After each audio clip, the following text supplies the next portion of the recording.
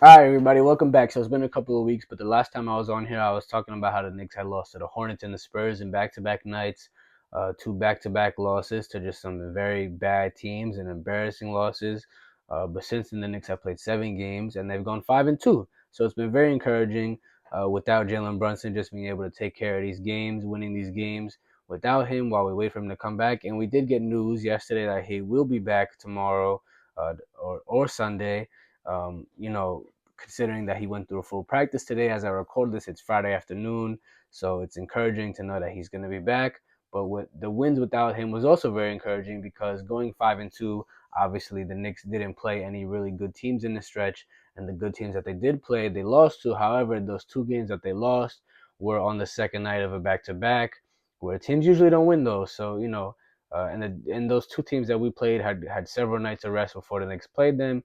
So going 5-2 is good no matter what, no matter how you paint it without your best player.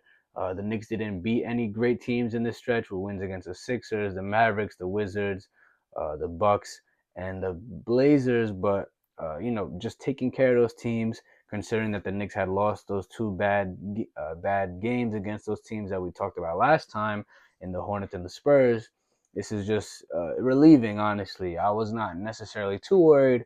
I was, however, concerned a bit that the Knicks would not be able to take care of these easy games against these teams because that's just a Knick thing to do sometimes. But they've been looking good, and we'll talk about who's been stepping up. I don't want to break down every game individually; that would take too long. But since Jalen Brunson has been out, OG Anunoby specifically has been amazing for the Knicks in his last 8 or 9 games.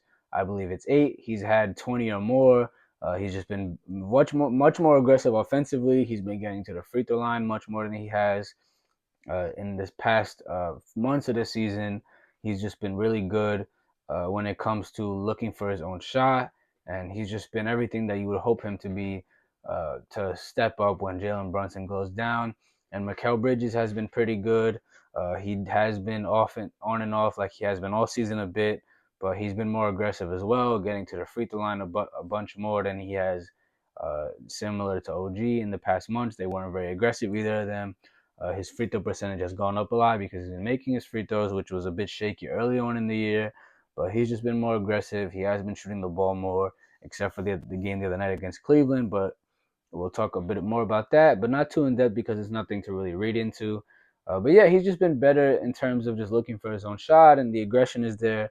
So hopefully that incorporates when Jalen Brunson comes back. But other than those guys, I just want to talk about DeLon Wright really quick because DeLon Wright is someone that I didn't think would even play for the Knicks when he was traded here for Jericho Sims. But since I didn't mention that since Cameron Payne and Deuce McBride have also been injured, the Knicks have been without 3 point guards for the last couple of days. Not even last couple of days, like a week or so.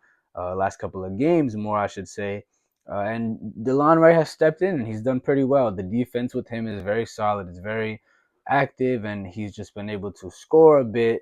And it's just been encouraging to see him go out there and step up when needed. And that's what a veteran does. Like, he's been in the NBA for a long time, so it's just good to see that he has some gas left in the tank. Other than that, like the Knicks, yeah, they played these bad teams, and like I said, like they lost 2 games, they went 5-2, but the games that they lost, anyone could expect, were on the second nights of back to backs, and you usually expect teams to lose those games anyway. And that's something that I've mentioned in the past. That's something that I've mentioned, and them losing to the Cavs, losing to the Clippers without Jalen Brunson, without Deuce McBride, without Cameron Payne, like missing 3 players minimum in those games. It's just like you kind of expect the Knicks to lose because it's on the second night of a back to back. The players are tired. The other team had the rest advantage, so it's not something I want to read into too much. But the Knicks now have 6 games left in the season, so I expect them to do pretty good right there. The Knicks are essentially locked into the third seed unless they go on a losing streak, which I don't really foresee them doing. So the Knicks should be set up here for the playoffs. Obviously Jalen Brunson is coming back, like I said, so he'll be able to ramp up with some minutes in these last couple of games, and hopefully he is good to be just full throttle in the playoffs because we need him. Our first round matchup most likely is going to be, well, it's not most likely. It's essentially guaranteed that it will either be the Pistons or the Bucks. Either of those teams, I'm fairly confident that the Knicks will be able to handle.